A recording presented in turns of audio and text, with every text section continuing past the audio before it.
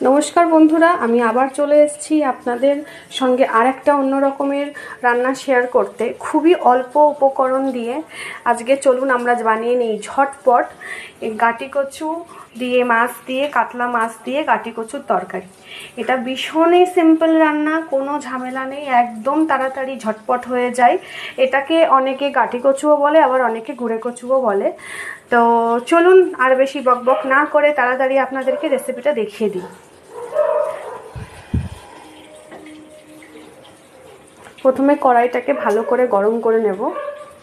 একদম সিম্পল, কোনো কিছু ঝামেলা নেই, একদম খুবই অল্প কিছু, দেখতেই পাচ্ছেন একদম খুবই অল্প কিছু সামান্য পরিমাণের উপকরণ দিয়ে আজকে আমরা এই রান্নাটা বানাবো, রেসিপিটা তৈরি করব।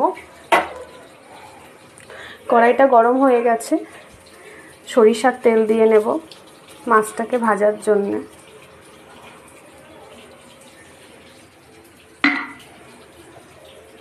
তেলটাকে একটু গরম হতে দেব।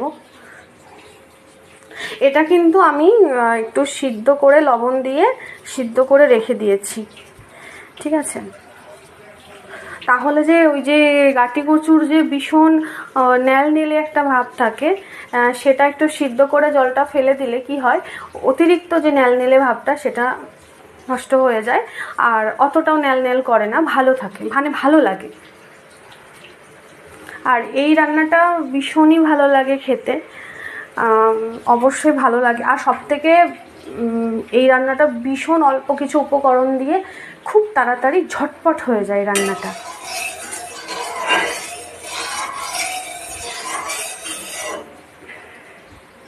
তেল গরম হয়ে গেছে, এবার একে একে এগুলো কাতলা মাছ, এটা কাতলা মাছ দিয়েও ভালো হবে, রুই মাছ দিয়েও ভালো হবে। আবার যদি কেউ মনে করে যে আমি তেলাপিয়া মাছ দিয়ে রান্না করব, সেটাও হবে। আবার যদি কেউ মনে করে আমি এটা ইলিশ মাছ দিয়ে রান্না করব, সেটাও হবে। যাদের যেমন মাছ দিয়ে রান্না করে পছন্দ হয়, খেতে ভালো লাগে, তারা সেই মাছটা দিয়েই রান্না করতে পারবেন। এটা এমন কোনো নেই যে এই মাছটা দিয়ে খেতে ভালো লাগবে না, ওই মাছটা দিয়ে খেতে ভালো লাগবে না। আপনারা আপনাদের মতো ইচ্ছা মতো পছন্দ মতো মাছ দিয়ে আপনারা এটা রান্না করতে পারেন। আর একদম তাড়াতাড়ি হয়ে যায়, কোনো পুরো একদম একটা একটি ফোড়নে রান্না, একদম কোনো মশলা নেই, কিছু নেই। বাড়িতে যারা বয়স্ক মানুষ আছেন, অসুস্থ মানুষ আছেন, যাদের মশলা খাওয়া একদমই ডাক্তারে বারণ করে দিয়েছে, তাদের কিন্তু অবশ্যই এই রান্নাটা করে একবার খাওয়াবেন, দেখবেন তারাও খুশি হবে, শরীরটাও ভালো থাকবে।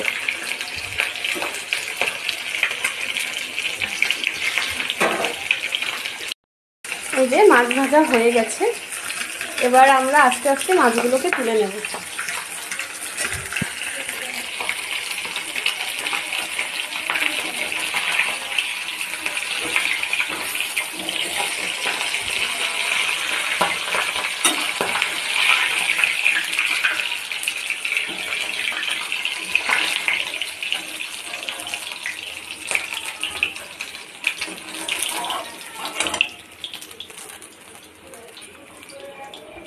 এই যে এই তেলের মধ্যেই এখানে আছে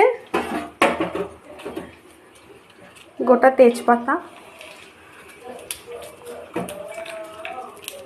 এই যে শুকনো লঙ্কা আর জিরা,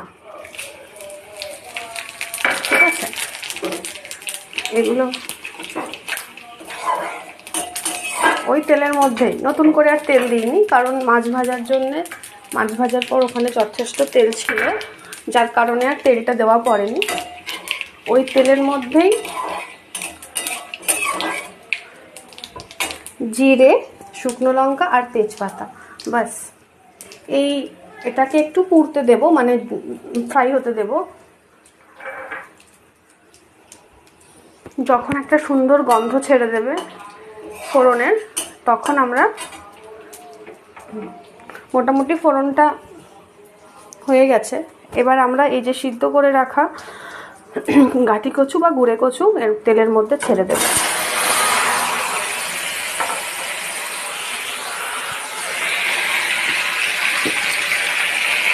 পরিমাণ মতো লবণ, পরিমাণ মতো হলুদ,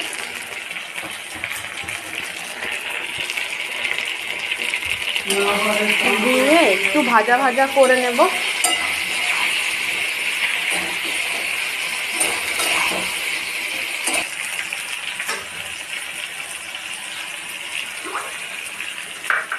ভাজা ভাজা হয়ে গেলে এবার এর মধ্যে পরিমাণ মতো জল ঢেলে দেবো।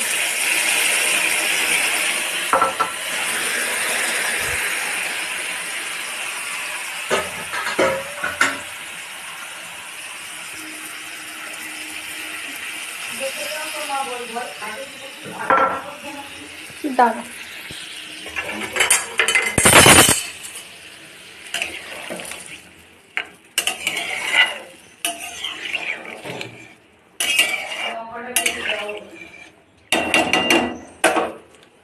জল দেওয়া হয়ে গেছে। এবার এই অবস্থায় কেটে রাখা লঙ্কাগুলো, কুচনো লঙ্কা এর মধ্যে দিয়ে দিলাম।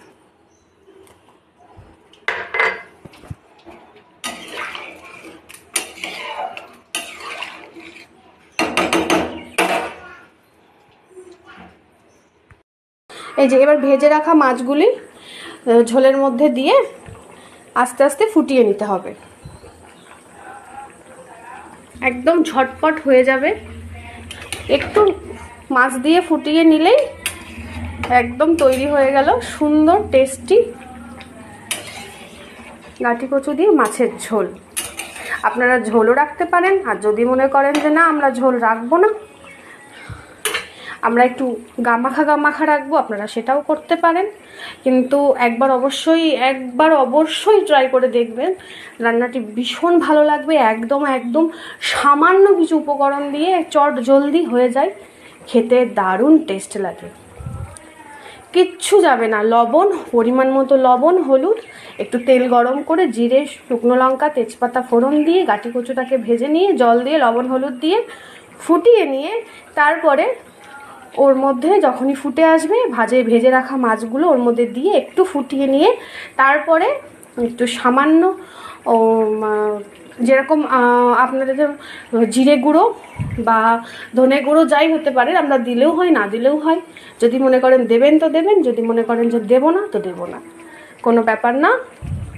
ভীষণ ইজি, ভীষণ সিম্পল, একদম ঝটপট তৈরি হয়ে যাবে একদম গাঁটি কচু দিয়ে কাতলা মাছের ঝোল। গরম গরম একদম সুন্দর গাঁটি কচু দিয়ে কাতলা মাছের তরকারি, সিম্পল রান্না। অবশ্যই আপনারা ট্রাই করবেন, দেখবেন অবশ্যই খেতে ভালো লাগবে।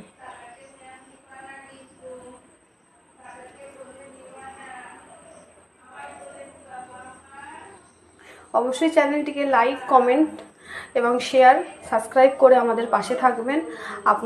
আপনাদের জন্য আরও অনেক নতুন ভালো রেসিপি শেয়ার করতে পারি, এবং আপনারা অবশ্যই আমাদের চ্যানেলটিকে সাবস্ক্রাইব করে দিয়ে পাশে থাকবেন, আমরা এই আশাই করি।